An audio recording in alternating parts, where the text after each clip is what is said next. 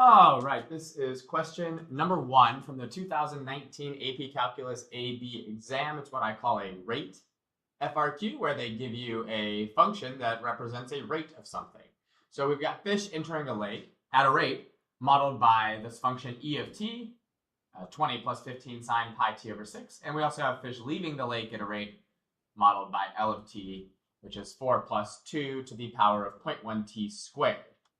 And we've got these functions that are measured in fish per hour, and t is in hours since midnight.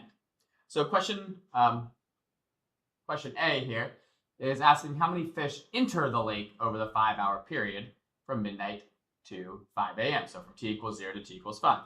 Well, in order to figure out the number that enter the lake during some time period, we have to integrate the function that represents the rate at which they enter the lake from 0 to 5. So just writing out this, an integral from 0 to 5 of e of t dt gives you 1 point. And make sure you don't also include the amount that leave. They're asking specifically how many enter. It doesn't matter how many leave. And so then all we need to do is figure out what the value of that function is, what the value of that integral is. Okay?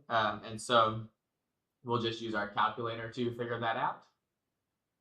And so we'll go into our graphing calculator. We'll hit math. We'll go down to option number 9. We're going to integrate from 0 to 5, and we're going to integrate that e of t function, which was 20 plus 15 times the sine of pi times t, and we're using x here, since our calculator will do this in terms of x, pi x over 6, and then doesn't really matter, but we'll close our parenthesis there on the argument of the sine. We throw our dx out at the end, and we integrate. We get 153.458. And so that's 153.458.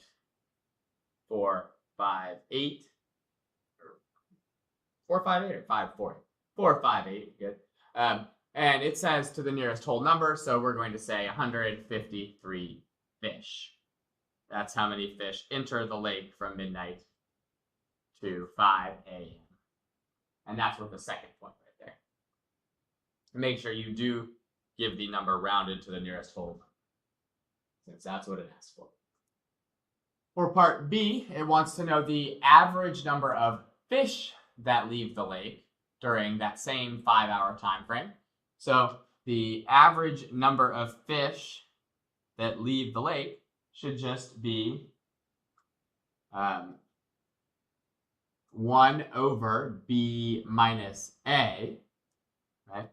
So 1 over b minus a is how we start off these average value problems. And then we've got our L of t function here that we're going to integrate from 0 to 5. Okay?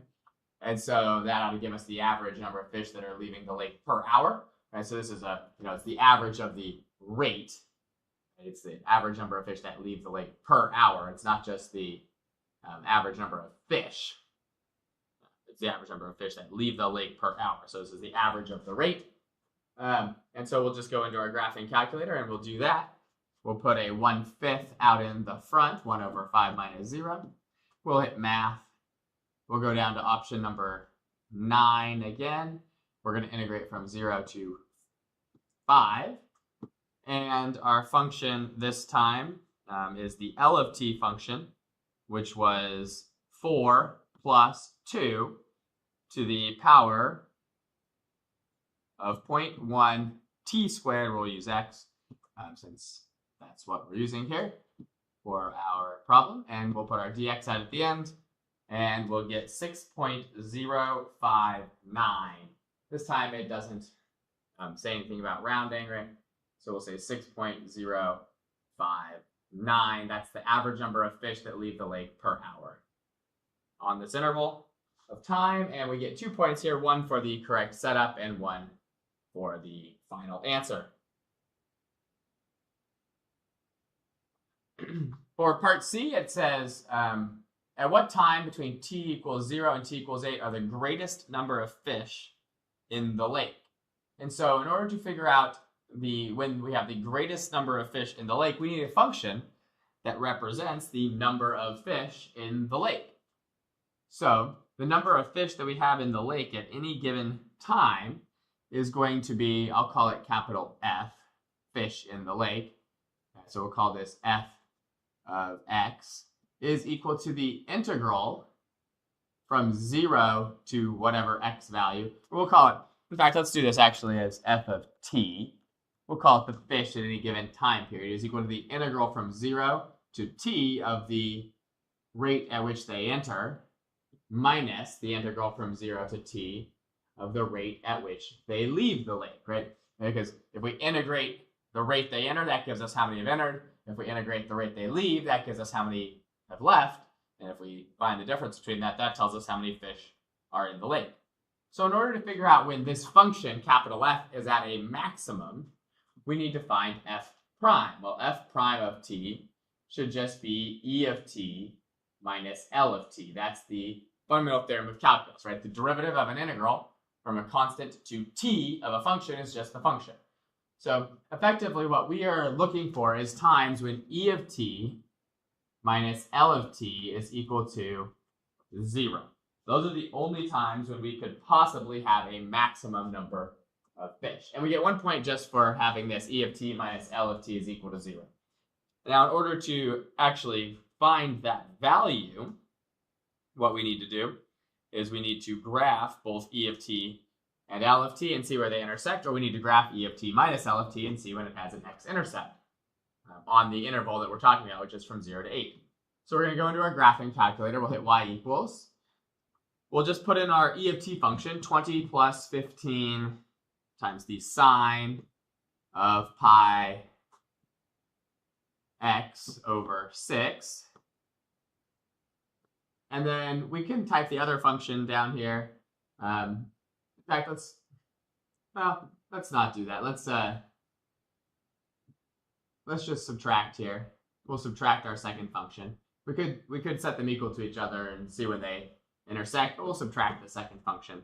So we're subtracting the quantity 4 plus 2 to the power of 0.1 x squared. And so that's what we're looking at here is e of t minus L of t that we're graphing. And I'm going to graph it on the window when I'm hitting the window button there. X min is 0 and X max is 8 because that's really all I care about. And I can see that it just has the one time when it crosses through the x-axis. So in order to find that, we're just going to hit second and then trace. And we're going to use option 2 for 0 because that finds us the 0 or the x-intercept. And we can see right now we're set at x equals 4. So we can see that clearly our intercept is to the right of that. So I'll just go to the right, which you can't really see that I'm doing, until my cursor is on the screen and clearly to the left of my x-intercept. I'll hit enter. Now it says right bound. I'll go till I'm to the right of the x-intercept and I'll hit enter. And I'll hit enter once more and we get 6.203564. So we'll mark that value as the t value. T is equal to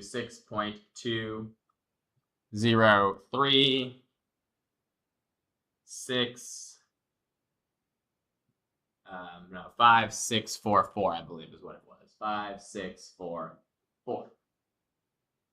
Let's make sure that was right. Yeah, 5644. So that's our t value. And we can, from here, now that we've found this value, we've got two options. One is just to evaluate our function at 0 and this t value, and at 8 and see which one is the largest value. Or the other option is to note that the derivative of this function, right, was positive from 0 to 6.2 and negative from 6.2 to 8 because we didn't have any other intercepts. And therefore the number of fish had to be increasing from 0 to 6.2 and decreasing from 6.2 to 8. So like I said, one option is just to plug this, plug in 0 to both of these. and get 0, and plug in 6.2 and find out how many fish were in the lake then and how many fish were in the lake at 8 and pick the biggest. But I'm going to say that f prime of t is greater than 0 on the interval from 0 to 6.20356444. So number of fish is increasing, and f prime of t is less than 0 on 6.20356444 to 8. So the number of fish is decreasing. Therefore, the max must have been at 6.20356444. So we'll say, so max number of fish is at t equals 6.2, 6.20355, 5644. 5644. And that is our answer. And we get a point for the answer and a point for the justification. It doesn't actually ask how many fish are in the lake. So there's our answer with a point for the justification here as well. And you'd get the same point if you evaluated your f function here at 0 and this t value, and at 8, you'd see that the largest result would be here at 6.20356444, and you'd get the same number of points for it. So either way is fine. And of course, you'd evaluate that function using your graphing calculator. So for part D here, the last little part, it says, is the rate of change in the number of fish in the lake increasing or decreasing at 5 a.m.? So it's the rate of change of the number of fish in the lake increasing or decreasing. Well, the rate of change of the number of fish in the lake is just E of t minus L of t. So we're wondering, is that function increasing or decreasing? Well, in order to figure that out, we need to do E prime of t minus L prime of t. We need to determine if that is positive or negative. And so we'll go in here, and we've got the functions E and L, or actually we have E minus L already written in here as y1. So what we'll do is we'll just find math option number 8, the derivative with respect to x of our function, and we can get that function E minus L by hitting VARS right next to the clear button, going into y VARS, the second column, option 1, and then choosing our y1 function. That's E minus L.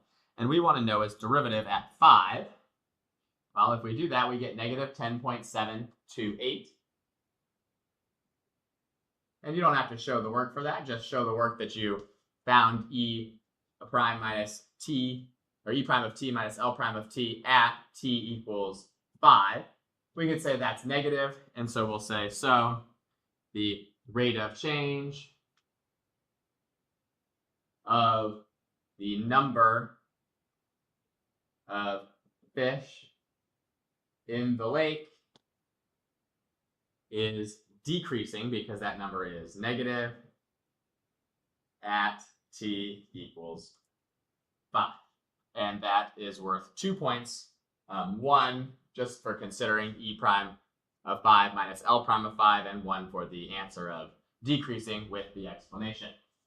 And that is the end of this question, question number 1 from the 2019 AP Calculus AB exam. That's a rate question, and that's the end of it. All right, this is question number 2 from the 2019 AP Calculus AB exam, and it's a motion problem, and they've given us a chart here telling us the velocity of a particle p moving along the x-axis. We're told that v sub p is a differentiable function, and that v is measured in meters per hour, t in hours, and we know that the particle is at the origin at t equals 0. And so the first question it asks us here is to justify why there must be at least one time t for 0.3 to 2.8 where the acceleration or the derivative of v is equal to 0. And so usually when they ask you about why does the derivative have to equal a specific number, what they want you to look for is the mean value theorem. And so we'll note that the mean value theorem requires a function to be continuous and differentiable. And so we will say v sub p is differentiable, and therefore continuous on the interval that we're talking about here, which is from 0.3 to 2.8. So we want to make sure we make that statement, right? Because the mean value theorem doesn't work if the function is not continuous and differentiable, and it tells us it's differentiable. So differentiability implies continuity. And then we just need to then find the average rate of change of the function, the average rate of change of its velocity on this interval, and see if it equals 0. If it equals 0, then the mean value theorem applies. So we'll say that v of 2.8 minus v of 0.3 divided by 2.8 minus 0.3 is equal to 55 minus 55 over, well, 2.8 minus 0.3 is 2.5. And of course, that equals 0. So by the mean value theorem, and you want to make sure you state the mean value theorem. So by the mean value theorem, v sub p prime of t equals 0 somewhere on the interval from 0.3 to 2.8. And that will get you both points. So 1 point was for showing that this was equal to 0, and 1 point was for the justification using mean value theorem, so saying mean value theorem, and with the statement about differentiability and continuity.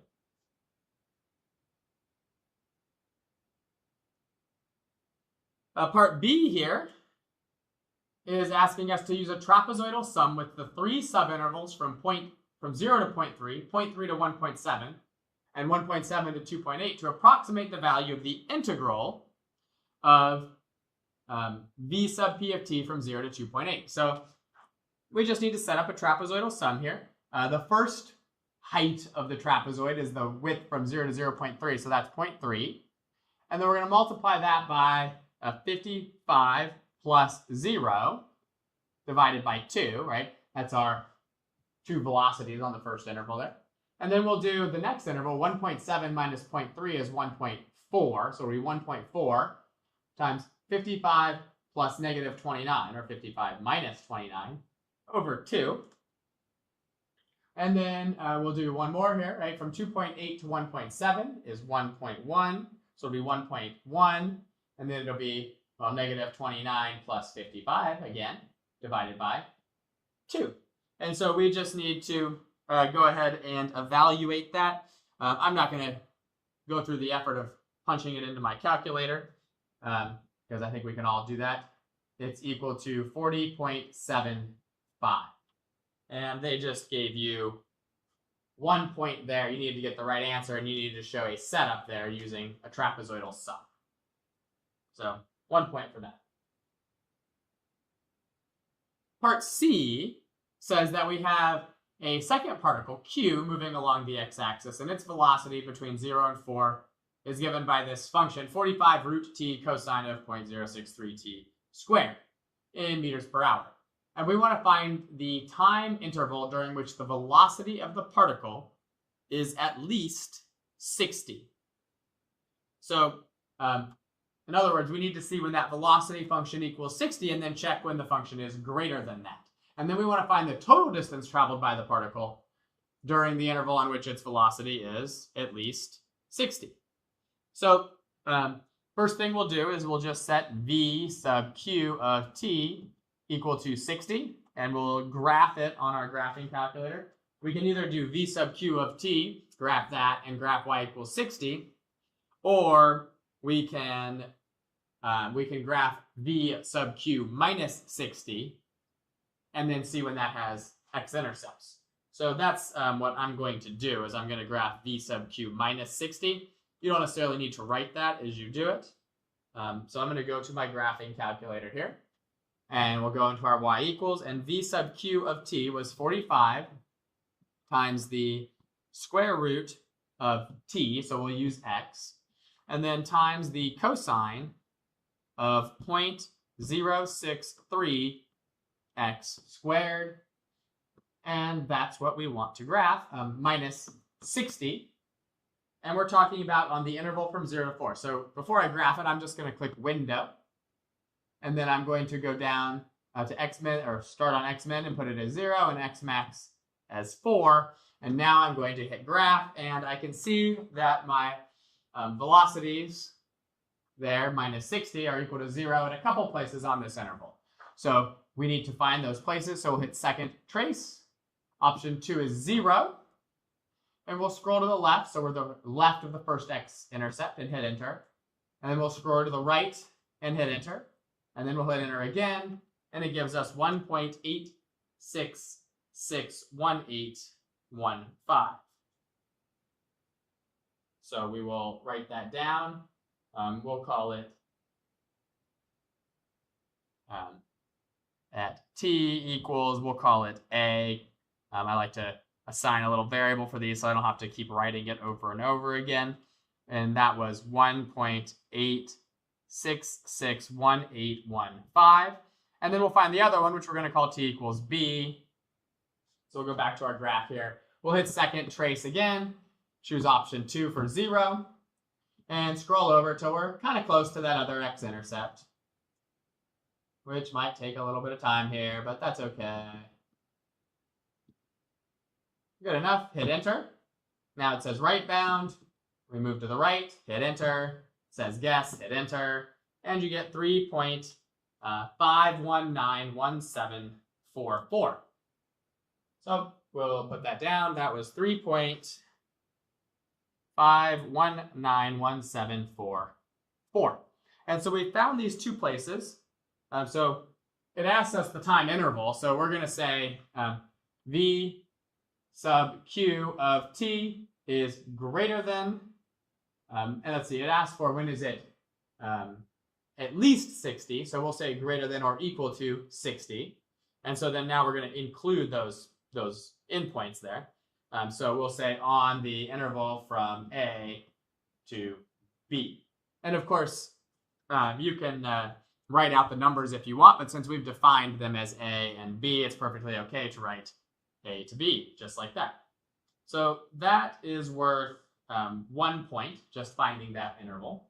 And then the second thing it asks for is to find the total distance traveled by the particle during the interval on which the velocity is at least 60 meters per hour. Well, we know then that what we need to do is an integral from A to B of our speed function, which is the absolute value of v sub q of t. Now, we could get away with not doing the absolute value here because we know that the velocity was greater than 60 on this interval, which means the velocity was never negative on this interval. But just good practice to put it in the absolute value just in case you're misinterpreting something, because the absolute value, the integral of the absolute value of velocity is always what you need to do to get your speed, or your total distance traveled. And so we'll just do that on our calculator. So we will go back to our graphing calculator. We're going to quit out of that, second quit.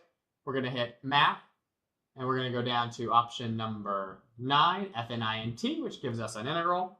And our lower limit was 1.8661815, and our upper limit was 3.5191744.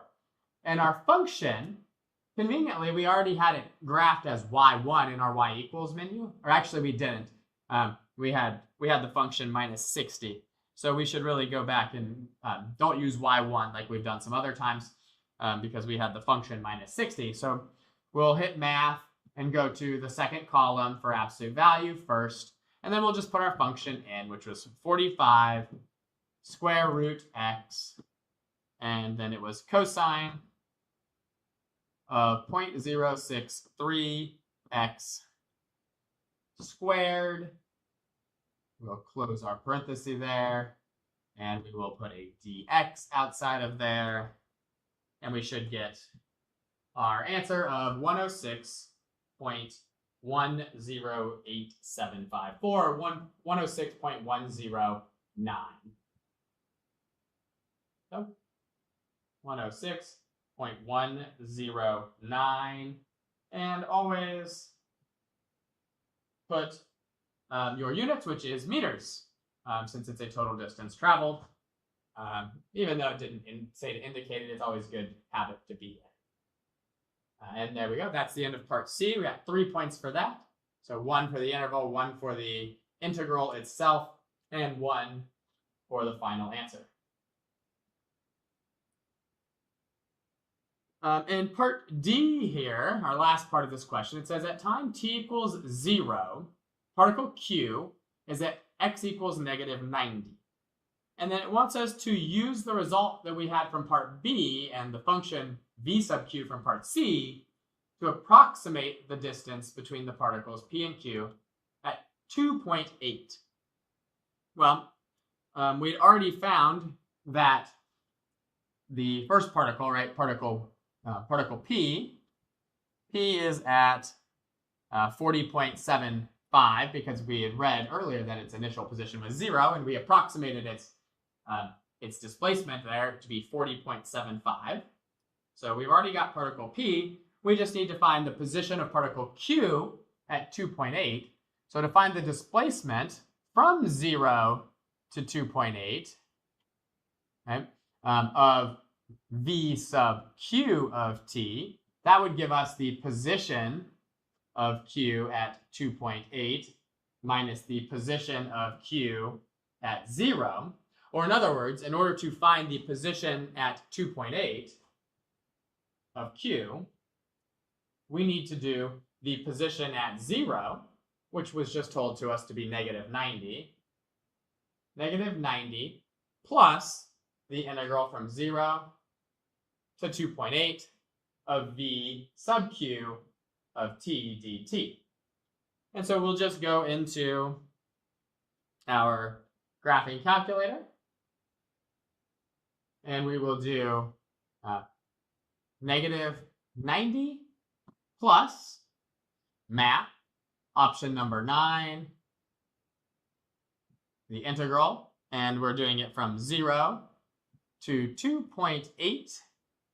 And of course, it is of the same function that we've used a bunch of times here. It's 45 square root of x, and then it is cosine of 0.063 x squared.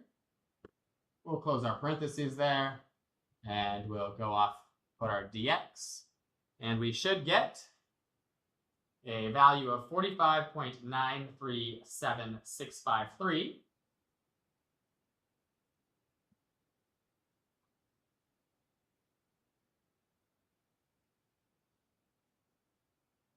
Not 973, 937. 937,653. And of course, the question says approximate the distance between the two particles. So we'll just then go ahead and do 45. I said 45. Maybe I should write 45 here. 45.937653 minus the 40.75, which of course we can just do right here. Minus 40.75 gives us 5.188 when we round. So 5.188 meters apart. And the point breakdown here for part D, they gave you 3 points for it. 1 was just for doing this integral of v sub q of t at all from 0 to 2.8. 1 was for using this initial position, and then the last one was for the final answer. And that is the end of this FRQ number 2 from the 2019 AP Calc AB exam.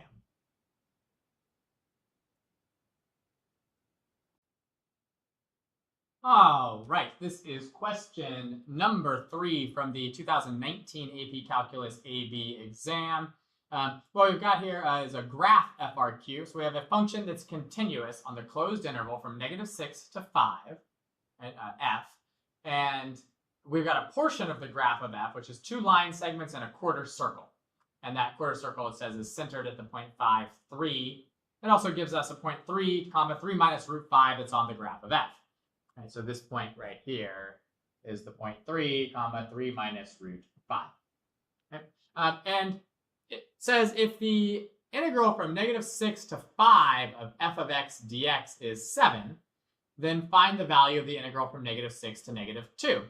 Well, this is where like our little integral rules come into play, right? We want to find -6 to -2. So if we know that the integral from -6 to 5 of f of x is 7, well, we know that that is equal to the integral from -6 to -2 of f of x plus the integral from -2 to 5 of f of x, right? If I take the portion from -6 to -2 and the portion from -2 to 5, that should give me the whole portion from -6 to 5.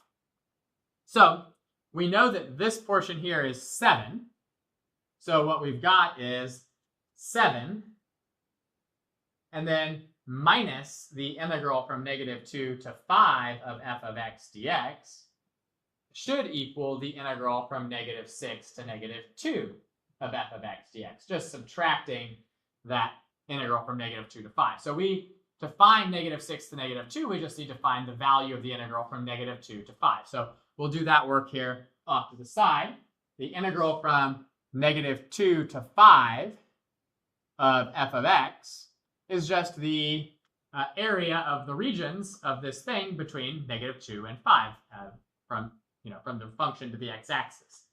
So we can look at this little piece right here above from -2 to -1 and note that it's exactly the same as this little piece here, right? Those are going to cancel each other out, right? They're both going to have an area of 1/2 of the base times the height, or 1/2 of 1 times 1. So they're going to cancel out because one's above the x-axis and one's below. And then we could also look at this other little piece here and this little piece here, and they're both going to cancel each other out as well because they're the same size, but one's below and one's above the x-axis. So from -2 to 1, it's equal to 0.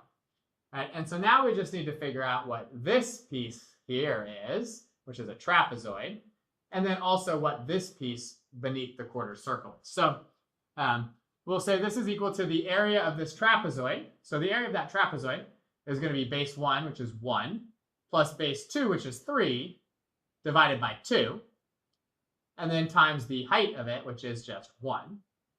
And then we'll have to add to that the area of this blue section here. I'm going to color it a different color, this green section now, right, underneath the quarter circle. Well, that green section is a square minus the semicircle, the quarter circle.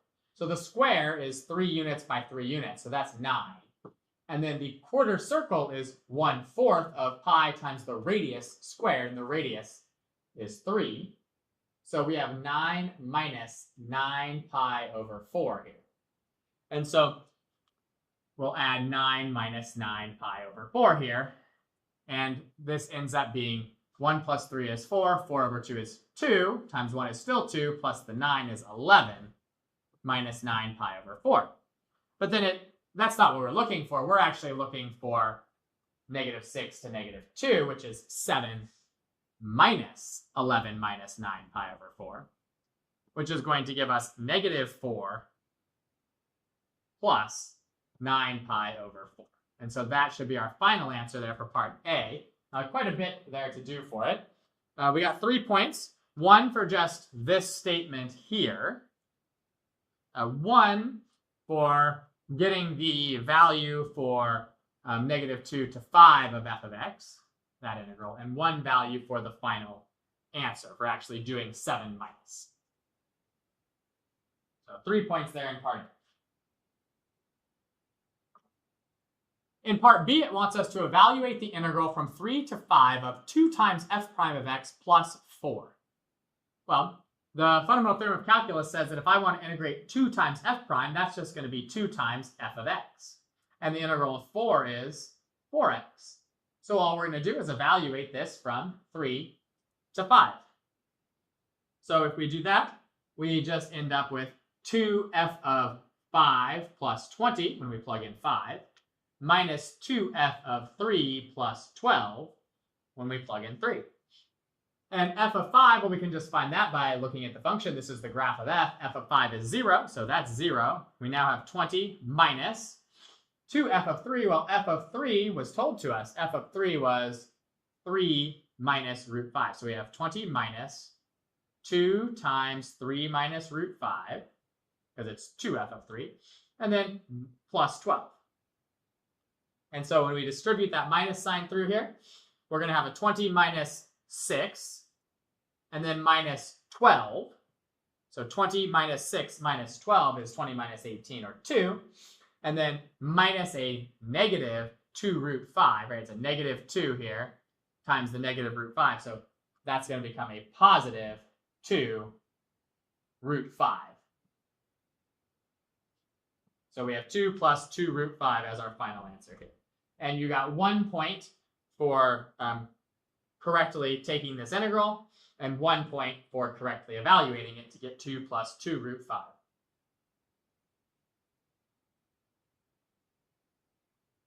In part C, it asks us to find the absolute maximum of g on this interval from negative 2 to 5, right? And where g of x is the integral from negative 2 to x of f of t.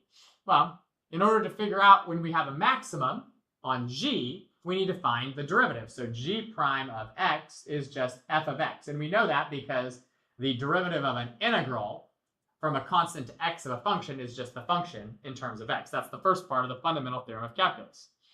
And so g prime of f of x equals f of x, and that equals 0. That's when we can have a max at x equals, well, when does f equal 0? At negative 1, and at negative, not negative, but positive 1/2, right? And also at 5, which is an endpoint there. And we also need to check our other endpoint of negative 2. And so we don't actually have to check them all because we're looking for a maximum. And so we end up with a maximum when our derivative changes from positive to negative, right? Or when our derivative has an endpoint where it was positive beforehand. So our derivative is f. So f is going from positive on the interval from negative 2 to negative 1 to negative at on negative 1 to 1/2. So we know that g is increasing on negative 2 to negative 1 and then decreasing afterwards. So we can say because f is greater than 0 on negative 2 to negative 1 and f less than 0 on negative 1 to 1/2, f is greater than 0 again on 1/2 to 5, then our max can only occur at 2 different places. One is negative 1, where the derivative goes from positive to negative, and the other, right, is not 1/2 because our derivative goes from negative to positive there, so that's a minimum. But the other option is at 5 at that endpoint because our derivative is always positive, meaning our function is always increasing there. And so now we just need to figure out which one of those is actually the larger value. And so we'll check g of negative 1 and g of 5. Now g of 5 is the integral from negative 2 to 5 of f. So let's go back to part A. The integral from negative 2 to 5 of f was 11 minus 9 pi over 4. So we don't need to redo all that work. We'll just go down here and say that's 11 minus 9 pi over 4. And then for g of negative 1, we'll do a little work up here. G of negative 1 is the integral from negative 2 to negative 1 of f. Well, that's just this little piece right here, this little triangle that is above the x-axis. It has a 1/2 of a base, which is 1, and a height, which is 1, so it's just equal to 1/2. And now you just need to figure out if 1/2 or 11 minus 9 pi over 4 is bigger. And, well, if you were to even say that, let's say pi was more than 3.14, right? Let's say pi was 4. This would just be 11 minus 9, right? Which would be 2. And so that's already more than 1/2, right? So we'll have something that is greater than 1/2 for g of 5, right? 11 minus 9 pi over 4 is greater than 1/2. So we'll say the max is 11 minus 9 pi over 4. And our justification here is that we tested this -1 and this 5 value, and we eliminated the other possible values of -2.5 by making this statement. Now, you could have also just evaluated what it was at 1/2 and at -2 and shown that they were smaller than 11 minus 9 pi over 4 also. That would be fine too. So g prime is equal to f. Just making that statement gives you 1 point. Identifying at least x equals -1 as a candidate is the other next point, and then having the actual answer is the last point.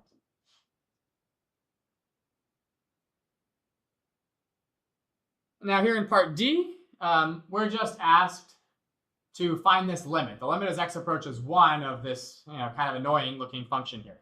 Well, first we should always just evaluate. 10 to the first power is 10 minus 3f prime of 1 over f of 1 minus the arc tangent of 1. And now we'll just evaluate this.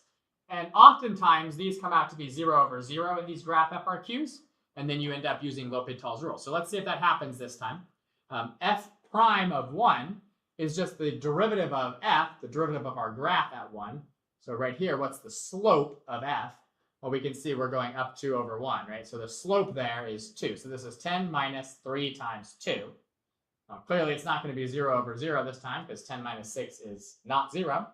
And then f of 1 we know is 1, right? Just what is that point there? It's 1.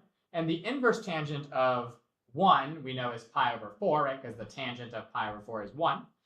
And we always output inverse tangent between negative pi over 2 and pi over 2. So we just end up with 4 over 1 minus pi over 4. And that's perfectly acceptable as your answer here, and they gave you 1 point for getting that. Now, oftentimes in the graph FRQs, when they do give you a limit, it does end up being indeterminate, and then you need to use L'Hopital's rule to find that limit. Not in this particular case. So that is the end of this graph FRQ, which was question number 3 from the 2019 AP Calculus AB exam.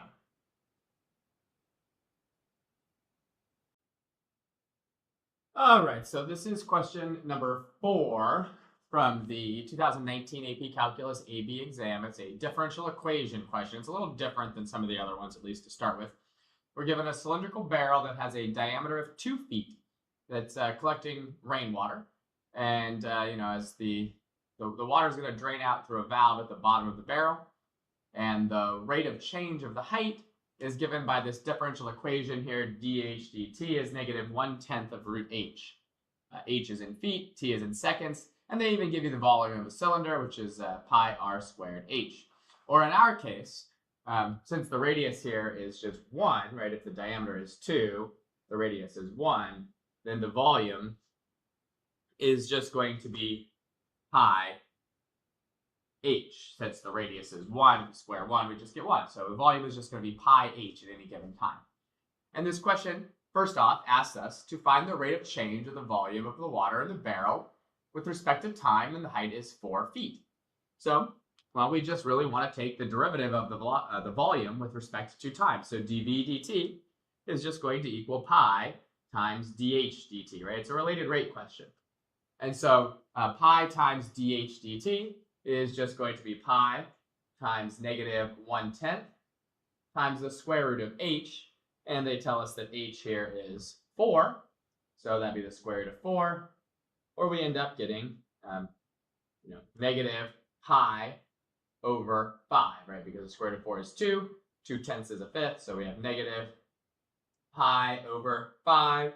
And our units here are going to be feet cubed per second. Right? Since t is in seconds and h is in feet, the volume is going to be in cubic feet per second.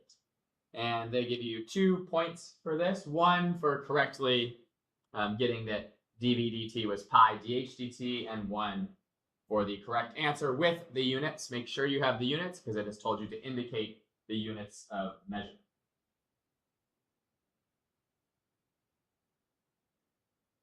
In part B, it says when the height of the water is 3 feet, is the rate of change of the height of the water with respect to time increasing or decreasing?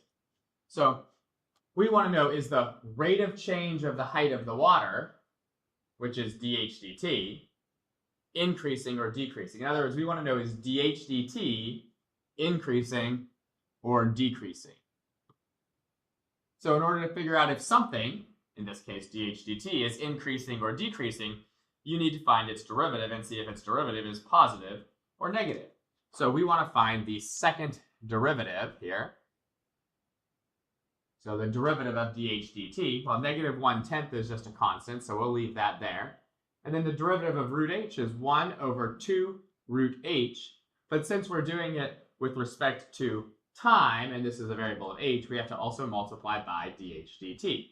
So in this case, we end up with negative 1/20th, and then a root h also in the denominator, and then times dH dt. Well, dH dt is negative 1/10 of root h in the numerator. So we end up with just 1 over 200. And since we know that 1 over 200 is a positive value, right, we could say that the rate of change of the height of the water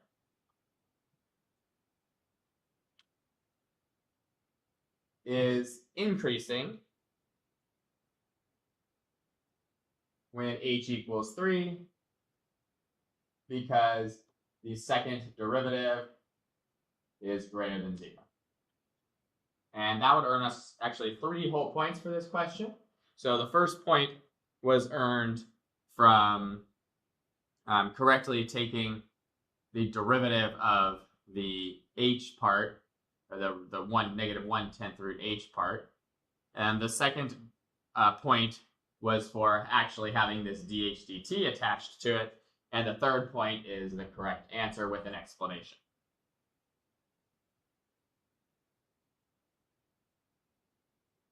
For part C here, it says at t equals 0, the height of the water is 5 feet. They want us to use separation of variables to find an expression for h in terms of t. So in other words, solve the separable differential equation, right, with the initial condition that when t is 0, h is 5.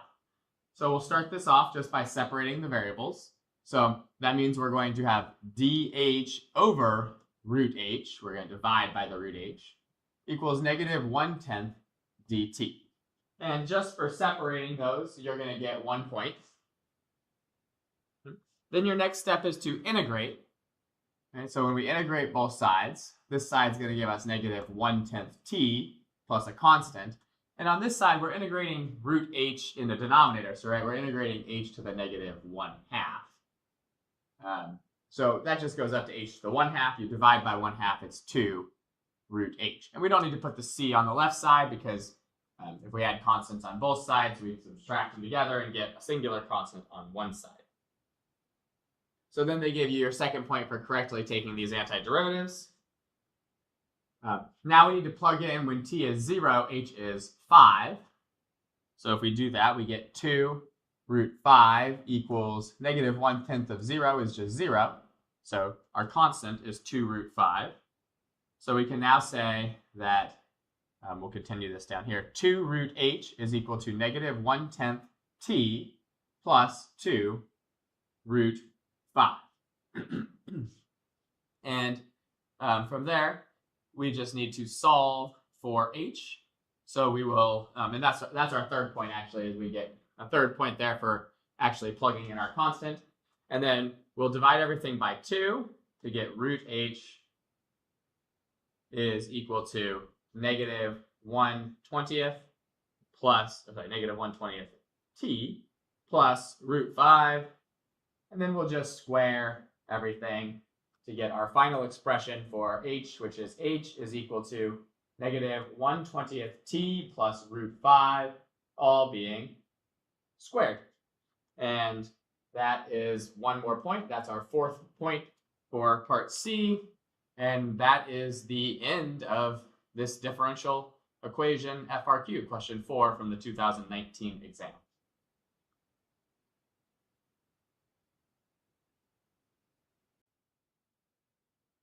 All right, this is question number 5 from the 2019 AP Calculus AB exam. It's an area and volume FRQ. And we've got a region R that's enclosed between g of x and h of x here at negative 2 plus 3 cosine pi x over 2 and 6 minus 2 times x minus 1 squared. And then it's also enclosed by the y-axis and x equals 2. They've given us a nice little graph of it.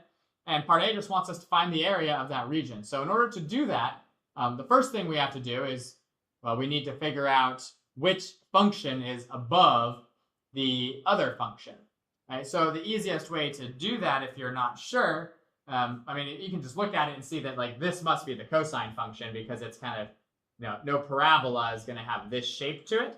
So as you can be certain that the parabola is above the cosine function, or you can just plug in any number on this interval, like 0, for example, and see what you get, right? If I plug in 0 to g of x, right, g of 0 is negative 2 plus 3 times the cosine of 0, so negative 2 plus 3, which is 1. Well, that's the lower function, right? If you plug in 0 to this, you get 6 minus 2, which is 4. That's the upper function, right? So we can be certain that h is above g. So in order to find this area, we just need to do an integral from 0 to 2 of h of x minus g of x dx. And I suggest that you just start off writing it that way and not copying the functions over, because if you copy the functions over, you're not going to get this first point. Like you get 1 point just for having the correct setup, right? And so just writing h minus g is good enough for that.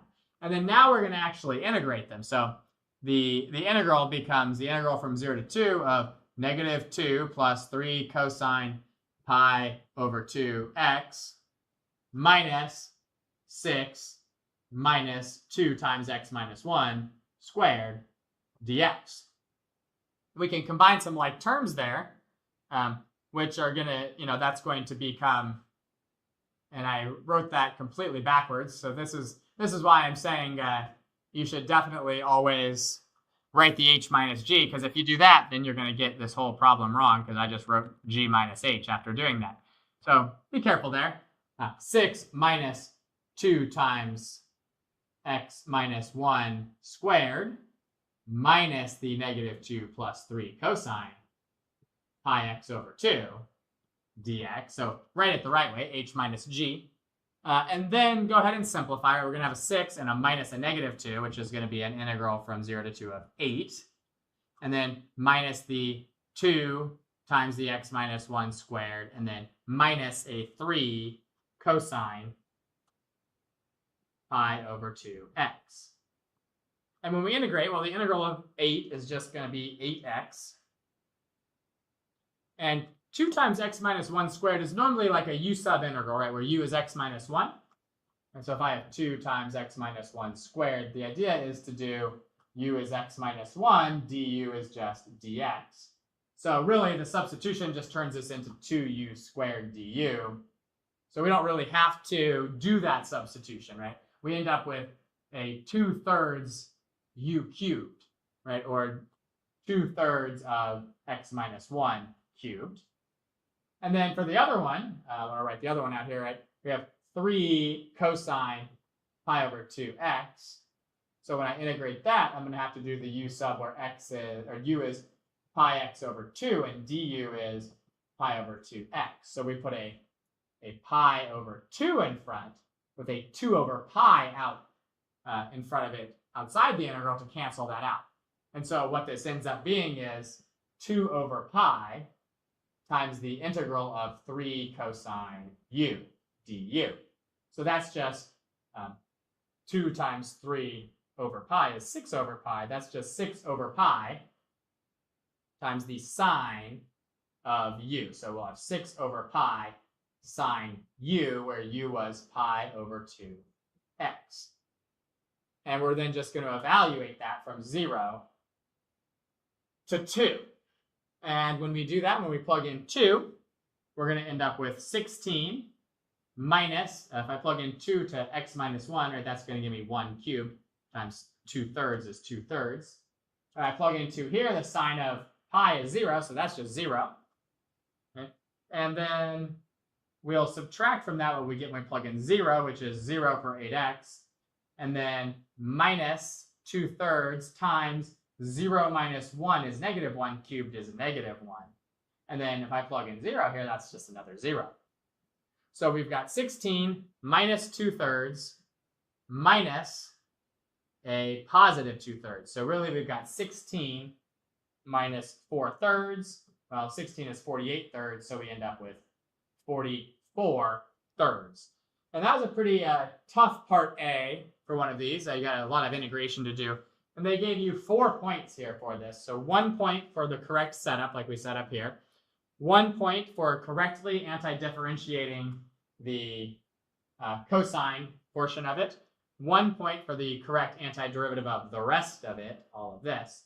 And 1 point for the final answer.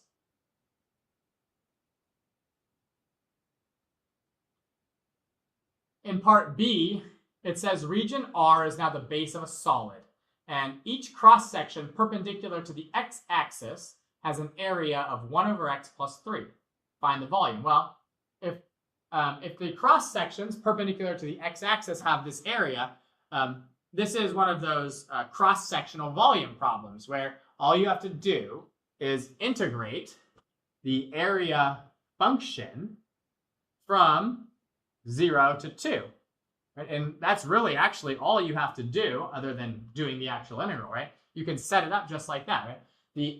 When we did these in class, more often it's like the cross-section is a square, so you had to like find the area of a generic square. But this time they just tell you, here's the formula for the area, so put it into an integral from 0 to 2. Right? Just integrate. And so now we'll just do that because it wants us to actually find the volume. So the integral of 1 over x plus 3 is natural log absolute value x plus 3.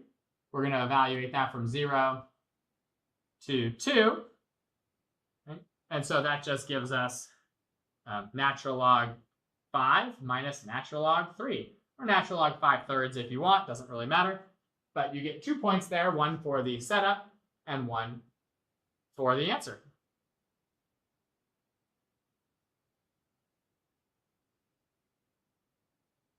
And in part C here, it says, let's write but not evaluate an integral expression that gives the volume of the solid if you generated by rotating R around the horizontal line y equals 6, so up here.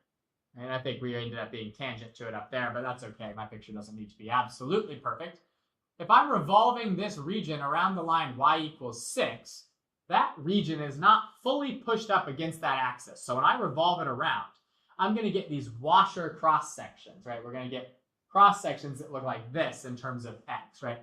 Where my outer radius is going to extend from the axis I'm revolving around down to the bottom region, and the inner radius of that is going to extend from the upper bound to the axis we're revolving around. And so for each of those, to find that value, right, it's just 6, the height up here, minus the lower bound, and 6 minus the upper bound. So 6 minus our lower bound. Remember our lower bound there was the function g of x. So this is 6 minus g of x. And the smaller radius is just going to be 6 minus h of x. Right, so those are our two radii. Right? The outer radius is 6 minus the bottom function, and the other radius, the smaller radius, the inner one, is 6 minus the upper function. And so the format here is always pi times the outer radius squared inside of our integral from 0 to 2. So the outer radius is 6 minus g of x squared, and then minus the inner radius of 6 minus h of x squared dx. And they gave you 3 points for this, 1 for having the right limits and the right constant there out in front, 1 for the form being a radius squared minus a radius squared, and another one for actually having the entire correct integral. So 3 points there in part C. And that's the end of this area and volume FRQ, which was question number 5 from the 2019 AP Calculus AB exam.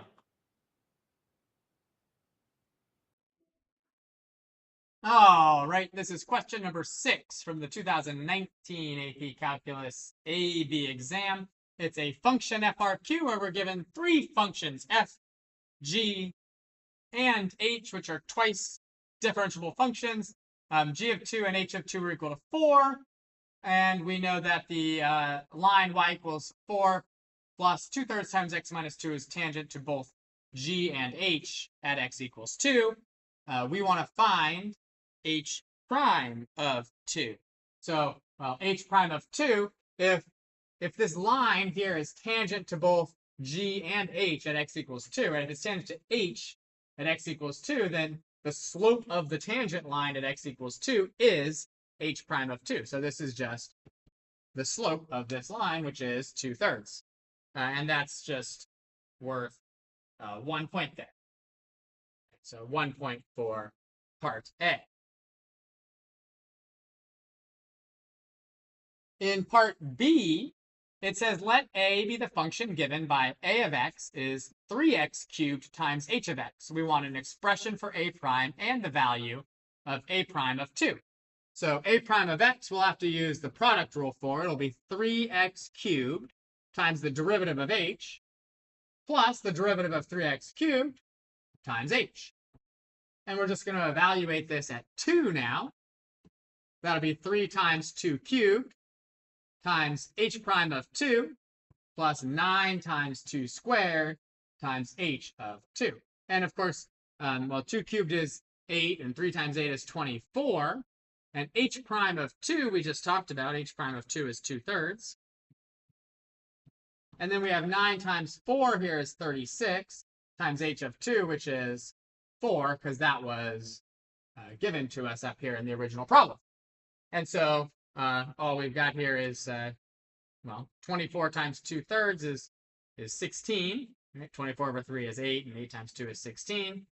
And 16 plus 36 times 4, 36 times 4 is 144. So this just comes out to be 160. And you got 3 points for that. 1 for just the product rule form, 1 for the actual correct expression for A prime, and 1 for the value for A prime of 2.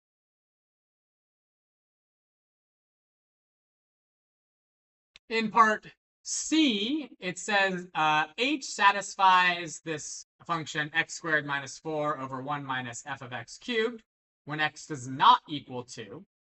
And it is known that the limit as x approaches 2 of h can be evaluated using L'Hopital's rule. So we want to use the limit as x approaches 2 of h to find f of 2 and f prime of 2. So if the limit can be found using L'Hopital's rule, that means that both the numerator and the denominator there need to equal 0. That means that the limit as x approaches 2 of 1 minus f of x cubed is equal to 0. In other words, that means that 1 minus f of 2 is equal to 1 minus f of 2 cubed has to be equal to 0. And so that just tells us that f of 2 cubed is equal to 1, or that f of 2 is equal to 1. So that gives us the value for f of 2. And then we're also asked to find f prime of 2. Right, so to find f prime of 2, we're going to have to do a little bit more work here. So we know that the limit as x approaches 2 of this original thing here was 0 over 0. But we also know that these functions, f, g, h, all of these functions are twice differentiable. And if they're all twice differentiable, that means that they're all continuous. And if they're all continuous, right, then that tells us that the value of the limit should be equal to the value of the function, which tells us that this overall limit, right, that the limit as x approaches 2 of h of x, or we could say x squared minus 4 over 1 minus f of x cubed must be equal to 4. And so if I go ahead and use L'Hopital's rule here, that's telling me that the limit as x approaches 2 of 2x, that's the derivative of x squared minus 4, over the derivative of 1 minus f of x cubed. Well, the derivative of 1 is 0. And then the derivative of negative f of x cubed is negative 3 f of x squared times f prime of x. Well, that must also equal 4. And if I plug in 2 for x here, that tells me that I end up with 4 over this same denominator, right? So in other words, I know that negative 3 f of x squared, well, actually, not f of x, f of 2 squared, f prime of 2 must equal 1, right? Because if I plug in 2 here, I'm going to get this 4. So that means the denominator must be 1. And we know that f of 2 is 1, so that tells me that 1 equals negative 3 times f prime of 2, or that f prime of 2 is equal to negative 1/3, and that's what we were looking for. And so you got 4 points for this. 1 just for noting this somewhere, that limit is 4. 1 for the value of f of 2. 1 for correctly applying L'Hopital's rule. And 1 for the final answer of negative 1/3.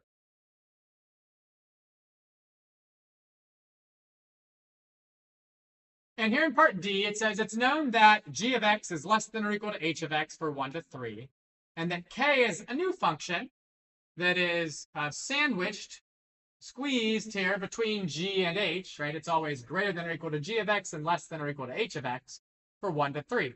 Is k continuous at x equals 2 is the question that we're being asked here. And so we know that g and h are both differentiable, right? So g and h are differentiable. And thus continuous, right? So we know that they're both continuous functions.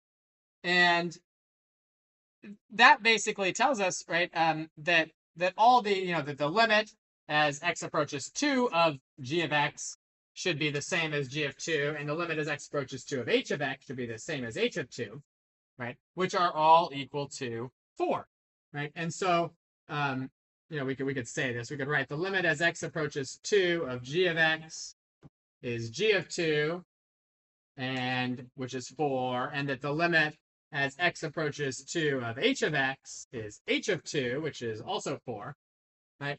Which tells us that if this function is sandwiched between them, right, it should follow, right, that g of x is always less than or equal to k of x is always less than or equal to h of x, should follow that k of 2 must also equal 4, right? So k of 2 must be 4, and that tells us that, therefore, k must be continuous at x equals